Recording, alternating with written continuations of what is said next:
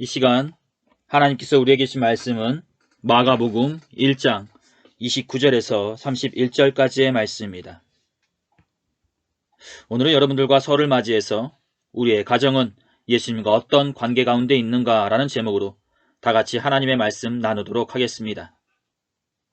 이 시대 사람들에게 유월절, 오순절, 장막절이 있다면 우리에게는 설과 추석이 있다 말씀드릴 수 있을 것입니다. 물론 이스라엘 사람들에게 명절은 자신들의 삶 속에서 행하신 하나님을 기억하고 찬양하기 위한 것이라면 우리에게는 그 옛날 조상 때부터 내려온 하나의 시작에 대한 희망과 추수에 대한 감사함의 표시로 가족들이 한테 모이는 것에 그 차이점이 있다 볼 수 있을 것입니다. 하지만 자신들이 본래 있던 그 자리로 돌아간다는 것은요, 이 시달의 명절이나 대한민국의 명절이나 둘 다 똑같은 공통점을 가지고 있다 말씀드릴 수 있을 것입니다. 즉 이 시달의 유대인 성인 남자들이 1년에 3번 예루살렘에 올라가듯이 우리는 1년에 2번 바로 설과 추석에 우리의 고향으로 올라간다는 것입니다. 그리고 우리는 그 1년에 2번 그동안 돌보지 못했던 조상들의 묘에 찾아가 벌초를 하던가 또한 형제, 친척들의 가정에 찾아가 그동안 못다한 이야기에 꽃을 피움으로써 다시 한번 가족의 소중함을 느끼며 돌아온다라는 것입니다. 하지만 간간히 매스컴상에서 보도되는 가족들의 불화와 다툼 그리고 폭력적인 사건을 보게 되면요, 아예 모이지 않았다면, 아예 설과 추석이 없었다면 이런 사태는 발생하지 않았을 것인데 라는 생각이 들기도 하고요. 또한 안타까움이 들기도 한다는 것입니다. 그리고 아무리 가족이라도 조금만 더 조심해서 조금만 더 말을 걸려서 표현하였다면 이런 사태는 발생하지 않았을 것인데 라는 생각이 들기도 한다는 것입니다. 그렇습니다. 가족. 이렇듯 현대에 와서 가족이 다투고 분열하는 가운데 속에 놓여져 있지만 원래 가족이라는 공동체는 하나님께서 이 땅에 세우신 최초의 공동체이자 하나님께서 우리에게 주신 선물이라 말씀드릴 수 있을 것입니다. 가족은 우리가 살아가는 가운데 속에 위로가 되어주기도 하고 힘이 되어주기도 하고 또한 삶의 지혜와 방식을 가르쳐주기도 한다 볼 수 있을 것입니다. 가족. 그것은 우리에게 그 무엇과도 바꿀 수 없는 소중한 존재들이요. 우리가 살아가는 가운데 속에 우리의 단점과 허물, 아픔을 감싸주고 기도해주는 삶의 가장 큰 재산과 같은 존재들이라 말씀드릴 수 있을 것입니다. 그러기에 오늘 이 시간에는 설을 맞이하여 그 가족, 가정에 대해서 말씀을 나눠보도록 하겠습니다. 그렇습니다. 오늘 우리에게 주어진 본문의 말씀은 예수님께서 본격적인 복음 전도를 행하시기 전에 행하셨던 초기의 사역이라 말씀드릴 수 있을 것입니다. 예수님께서는 회당에서 말씀을 전하시고 귀신 들린 사람을 치유케 해주시게 되십니다. 그리고 이어서 오늘 본문의 주 무대인 제자 베드로의 집으로 향하게 되시는데 오늘 본문의 주 무대는 바로 그 제자 베드로의 가정이라 말씀드릴 수 있을 것입니다. 사랑하는 성도 여러분, 베드로, 그는 어부로서 그렇게 풍족한 삶을 살아가지는 못하였지만 그런 대로 살아가는 자였고 그의 가정은 여타의 다른 유대인들의 가정들처럼 평범하였다 볼 수 있을 것입니다. 그는 바리새인이나 서기관들처럼 율법 안에서 고심을 하며 위롭다 하며 살아가기보다는 나름대로 아브라함의 자손으로 자긍심을 잃지 않고 살아가는 한 명의 유대인이었고요. 쉽게 흥분하고 쉽게 분노하는 다혈질적인 사람이었지만 한편으로는 불의를 보면 참지 못하는 위협심이 강한 사람이기도 하였다는 것입니다. 그런데 그런 베드로의 가정에 다른 가정과 다른 하나의 근심거리를 가지고 있었는데 그것은 바로 30절에 나있듯이 그의 장모가 열병으로 인해 오랜 시간 동안 병상에 누워 있었다는 것입니다. 즉 현재의 우리의 각 가정과 가족들에게 하나의 또는 둘 이상의 고민과 근심거리가 있듯이 베드로의 가정에도 이렇듯 질병이라는 근심거리가 있었고 그 문제로 인해 베드로를 비롯한 주위의 많은 사람들이 베드로의 가정을 안타까워 여겼다는 것입니다. 베드로는 장모의 병을 치료하기 위해 오랜 시간 동안 많은 노력을 하였을 것입니다. 그는 몸에 좋다는 약은 어디서든지 찾아가서 지어왔을 것이요, 진료를 잘 보는 의사가 있다면 어디든지 찾아가서 진찰을 받았을 것입니다. 하지만 그것이 뜻대로 되지 못하였고요. 장모의 병은 날이 갈수록 심해졌을 것입니다. 본문에 누워있는 지라로 쓰여진 헬라어의 원문인 카타케이토는 미완료 과거형으로 베드로의 장모가 꽤 오랜 시간 동안 병상에 누워 있었다는 것을 말해준다 볼 수 있을 것입니다. 즉, 이 문제로 인해 하루 이틀 고생하고 근심한 것이 아니라 긴 시간 동안 고생하는 가운데 이 문제를 가지고 있었다는 것입니다. 그렇습니다. 사랑하는 성도 여러분. 이 세상에 사연이 없는 사람이 어디 있고 문제를 가지고 있지 않은 가정이 어디 있을까 싶습니다. 모든 가정은 다 말 못할 걱정과 근심거리를 가지고 있고 그 근심거리로 인해 사회생활을 하는데 어려움을 가지신 분들도 계실 것입니다. 이렇듯 베드로의 가정 또한 이런 고민과 근심거리가 있었던 것이요. 그 문제를 가지고 있었던 베드로의 가정에 예수님께서 오게 되셨던 것입니다. 예수님께서는 베드로의 가정에 들어오시면서 베드로를 통해 자신의 장모가 꽤 오랜 시간 동안 병상에 누워있다는 얘기를 들었을 것입니다. 그래서 예수님께서는 베드로의 집에 들어가시자마자 그의 장모에게 먼저 다가가 그녀의 모습을 살펴보셨을 것입니다. 그리고 그녀에게 손을 내밀어 그녀를 일으켜 세우게 되신다는 것입니다. 시몬의 장모가 열병으로 누워있는지라 사람들이 곧 그 여자에 대하여 예수께 여짜온데 나아가사 그 손을 잡아 일으키시니 본문 30절부터 31절 상반절까지 기록된 말씀이다 볼 수 있을 것입니다. 예수님께서 손을 내밀어 그녀의 손을 잡고 일으켜 세우자 아주 놀라운 일이 벌어지게 된다는 것입니다.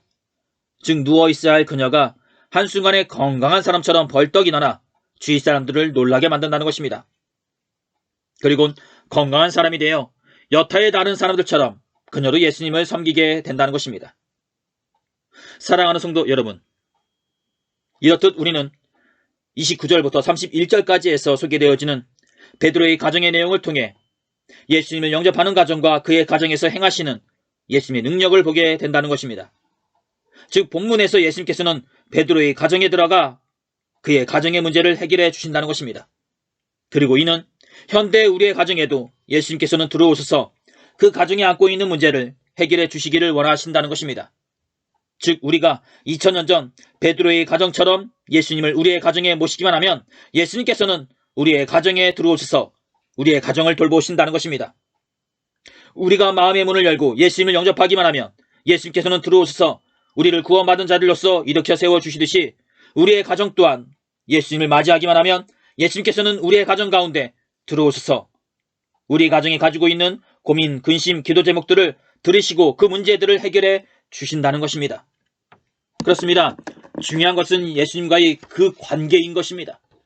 즉 우리의 가정이 예수님을 영접한 가정, 예수님과 함께하려고 노력하는 가정, 예수님의 말씀으로 하루를 여는 그런 가정이라면 예수님께서는 우리의 가정의 아버지가 되어주시고 목자가 되어주사 우리의 가정을 바른 길로 이끄시지만 우리의 가정이 예수님을 모르는 가정이라면 각자의 의견과 욕심으로 인해 다툼이 생기고 분열이 생기고 싸움이 일어난다는 것입니다. 즉 사사기 마지막 구절에 왕이 없으므로 제각각 사람들이 자기가 원하는 대로 행하였도라 라는 말씀처럼 우리의 가정 또한 이렇듯 제각각 행함으로써 다툼과 싸움이 일어난다는 것입니다. 우리의 아버지가 우리의 어머니가 왕이 된다면 그렇다면 그 가정은 평안하고 모든 일들이 다 순조롭고 근심과 걱정이 없는 가정이 될까 싶습니다. 아버지와 어머니의 그 지혜도 예수님에게 못 미치기에 예수님을 왕으로서 모시며 아버지와 어머니와 그 예수님의 말씀으로 가정을 이끈다면 그 가정이 가장 이성적인 가정이라 말씀드릴 수 있을 것입니다. 몇 년 전에 뉴스로 나왔던 내용입니다. 동생 되는 사람이 보험금을 타기 위해 형과 부모님을 살해했다는 내용이었습니다. 또한 이런 내용도 있었습니다. 보험금을 타기 위해 부모님이 아픈 자녀가 장애자가 되도록 그대로 내버려 두었다는 것입니다. 사랑하는 성도 여러분, 거짓말 같지만요, 다 사실적인 내용이고 몇 년 전에 뉴스로 나왔던 내용들이라 볼 수 있을 것입니다. 그리고 우리가 살고 있는 이 땅 가운데 우리나라에서 벌어진 사건들이라 말씀드릴 수 있을 것입니다. 이런 일들이 왜 우리의 가정들에게서 보여지게 될까 싶습니다. 바로 그 가정 가운데 애정과 사랑이 없기 때문이요, 나아가 예수님이 그 안에 계시지 않기 때문입니다. 즉 예수님을 받아들이지 않으니 인간으로서 가지고 있어야 할 최소한의 양심도 없는 것이요, 그 최소한의 양심도 없으니 인간이라면 하지 말아야 할 일들도 하게 되는 것입니다.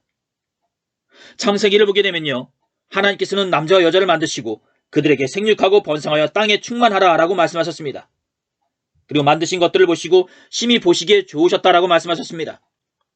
심히 보시기에 좋으셨다.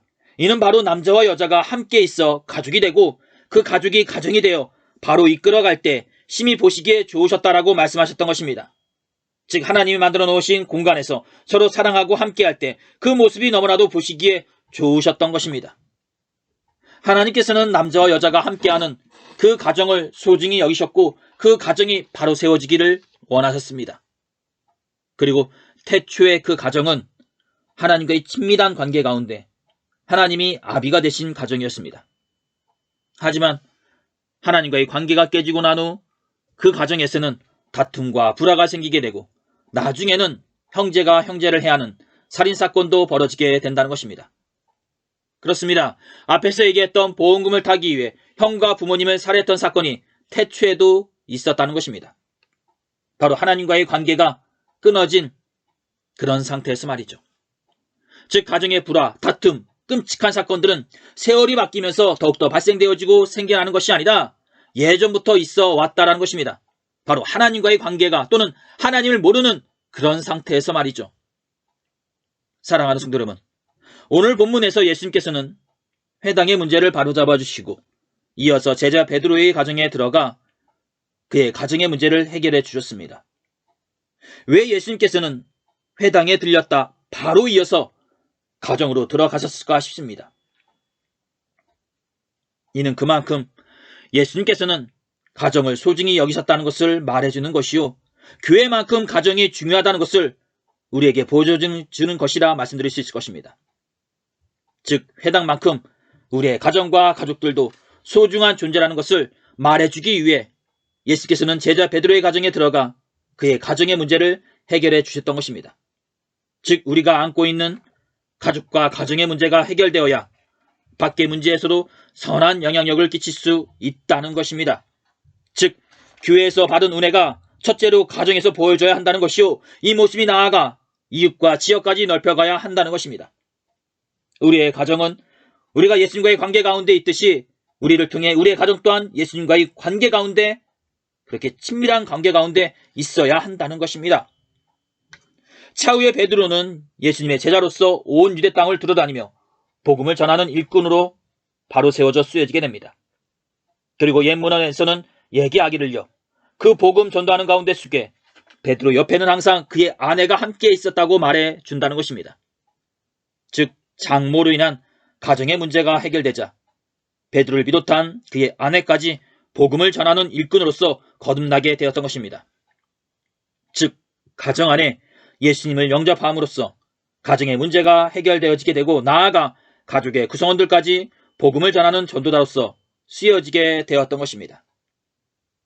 사랑하는 성도 여러분, 만약 베드로의 가정의 근심이 해결되지 않았다면 베드로가 예수님을 믿고 따랐을까 싶습니다.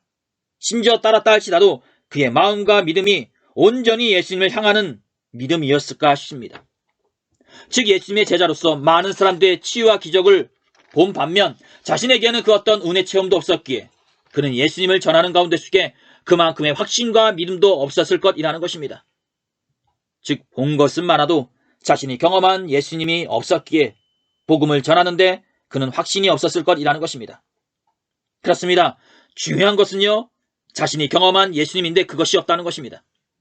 그런데 예수님을 가정에 영접함으로써 그는 자신이 오랜 시간 동안 근심하고 있던 문제가 해결받게 되고 나아가 믿음과 확신도 생기게 되었다는 것입니다.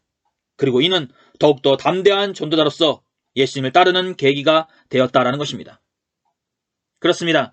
이렇듯 싫든 좋든 간에 우리의 가족과 가정은 우리에게 보이지 않게 큰 영향을 끼치듯이 우리의 가정 가운데 예수님을 영접하기만 하면 예수님께서는 우리의 가정의 문제를 해결해 주시고 우리를 선한 일꾼으로서 쓰신다는 것입니다.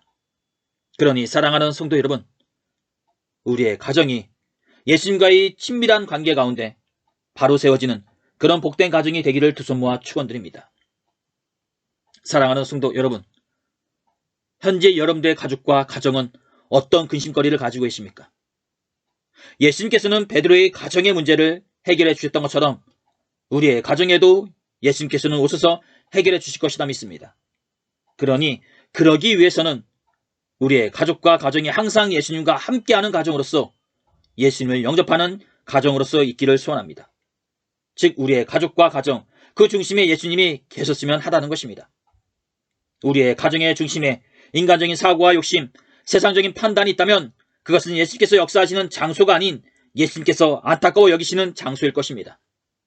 하지만 우리의 가정에 예수님이 계시다면 그 가정은 그 어느 가정보다 복되고 복된 가정이 될 것입니다.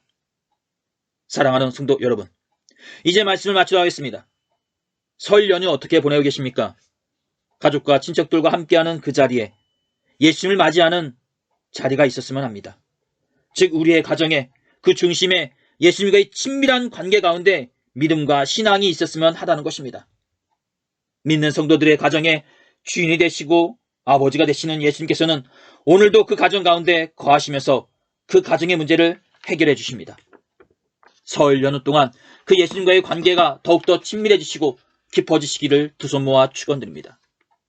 예수님께서는 여러분들을 사랑하시는 것처럼 여러분들의 가정도 사랑하십니다. 그 사랑으로 더욱더 풍족한 설을 보내시는 복된 성도분들이 되시기를 두 손 모아 축원드립니다. 오늘 하나님께서 우리들에게 주신 말씀은 여기까지입니다. 기도하시겠습니다. 귀하시오 복되신 우리 하나님 아버지, 오늘 우리는 민족의 명절인 설을 맞이하여 각 가정들의 중심에는 무엇이 있는지 살펴보았습니다. 믿는 성도들로서 우리들의 각 가정에 예수님의 복음과 섬김과 사랑과 내어줌이 있는 가정이 되게 하여 주시옵시고, 우리의 가정에 아버지가 되시고 장막이 되시고 목자가 되시는 예수님을 더욱더 믿고 따르는 귀한 주님의 성도와 가정이 되게 하여 주시옵소서. 우리가 자녀들에게 믿음을 유산으로 물려주는 가정이 되게 하여 주시옵시고, 그러면서 주님을 미소짓게 하는 가정이 되게 하여 주시옵소서. 감사드리며 이 모든 기도를 우리 주 예수 그리스도의 이름으로 간절히 기도 드렸사옵나이다. 아멘.